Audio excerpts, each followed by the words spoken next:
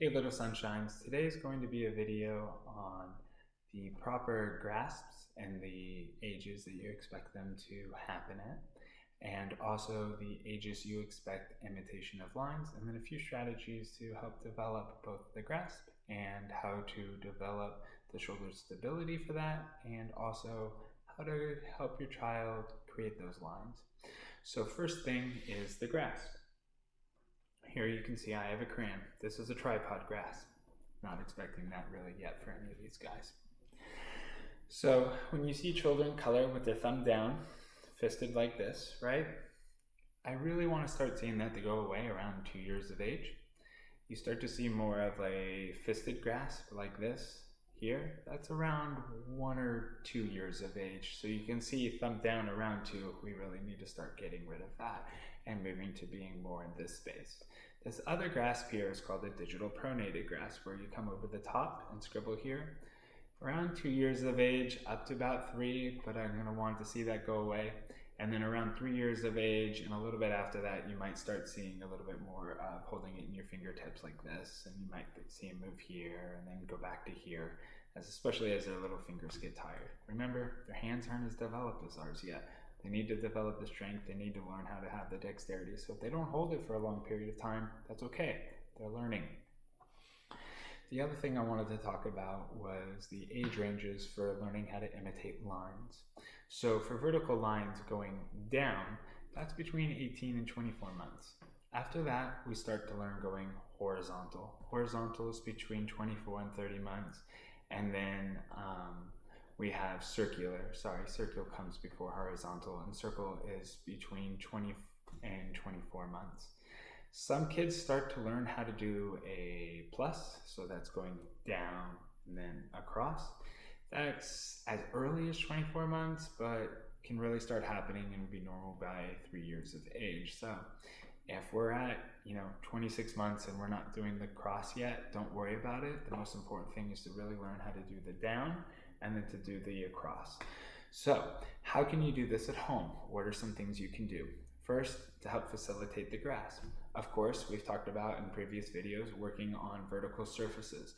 It's pretty hard to scribble like this on a vertical surface. Another really great one is laying down on our tummies. Lay out some cardboard, put some paper down, let them scribble away. Put some pictures down of their favorite things, whether it's Sesame Street, I'm blanking on anything else, Peppa Pig, anything else that exists that your child loves. Draw some pictures, maybe draw a spaceship, draw some cars, whatever they love, and they can color all of that in.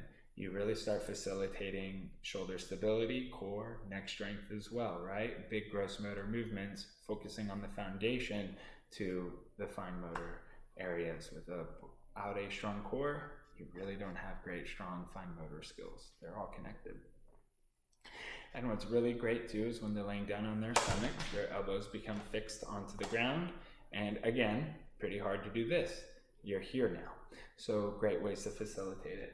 Other ways to facilitate, holding more in the fingertips and less of the internal or the fisted grasp, if we need to start getting more into the digital pronated grasp, is breaking crayons. When they break, they're the best. Why? Because you can't do this. You're forced to hold it and the fingertips like this. Perfect. Now, how to facilitate the lines? Well, one of my favorite tricks is to actually, you can see here on this board is a cooling rack, and then you see the paper behind it. Well, this cooling rack has vertical lines. Pretty simple. Down, down, down. Let me get one that's a little bit darker here so you can see better. It's all down, as you can see. Now, if I wanted to do horizontal, pretty easy. I take it, I turn my cooling rack, and now I'm going across. Vertical and horizontal. Once kids really start to nail these down, you can start incorporating more circular marks as well. And then with those circular marks, making faces, adding eyes. Now you're working on all of those components and the spatial awareness of where those parts go in the body. If you don't have a cooling rack, that's okay. You can use popsicle sticks, you can use pipe cleaner and tape them onto the paper or cardboard, and you can make barriers for horizontal and for vertical popsicle sticks, barbecue skewers. Basically, if it can be taped down and prevent them from going all over the place, it will be a good tool.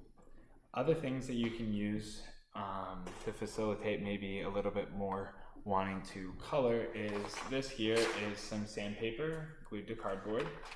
So you can lay down on your tummies and work on all that shoulder stability. And it creates a bit of a texture, a fun feeling. It vibrates up and down in your fingers. It gives you a little bit more sensation. And that might be where your child is at, where we're just trying to get them to scribble. Well, taking screen is another really good trick, or taking some sandpaper, and then you can go up and down and make all those marks. It vibrates to the hands, creating a nice sensation. I just wanted to do a little video on how to promote both the grasp, ages that was expected to kind of happen around, and imitating lines in those ages that's expected around. Just fun little things, little parent tidbits for you guys to practice this week. Hope you had a great weekend, and I'll see you next time.